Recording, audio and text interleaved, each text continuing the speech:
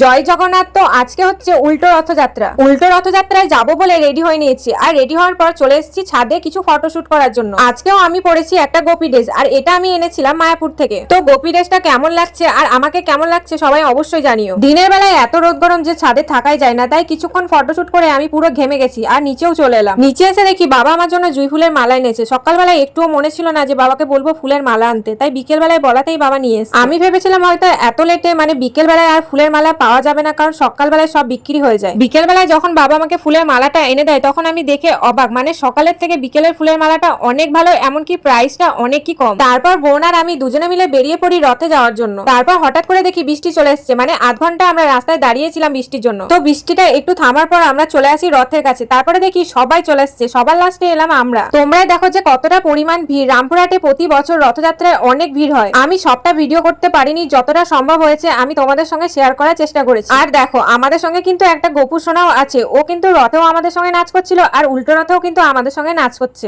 আমাদের রথের পাশাপাশি কিন্তু আরেকটা রথ যাচ্ছিল, আর এই জগন্নাথটা দেখো কতটা সুন্দরভাবে সাজিয়েছে। আর আমার নাচটা দেখো, আমি নাচে এত ব্যস্ত হয়ে গেছি যে আমি জানি না যে আমার ফোন থেকে ক্যামেরা অন করে আমার ভিডিও করা হচ্ছে। আবারও একটা বছরের অপেক্ষা। প্রতি বছর আমরা সবাই মিলে অপেক্ষা করে থাকি এই রথের জন্য। তো আজকে উল্টো রথযাত্রা শেষ, আর আমরা দুই বোনে আইসক্রিম নিয়ে খেতে খেতে যাচ্ছি এখন বাড়ির দিকে। আজকেও আমরা ভোগের লাইন দিইনি, কারণ বাইরে থেকে অনেক লোকজন এসছে, তাই ভোগের লাইনে আজকে অনেক বেশি ভিড়। দেখা হচ্ছে তোমাদের সঙ্গে নেক্সট ভিডিওতে। ততক্ষণে সবাইকে টাটা।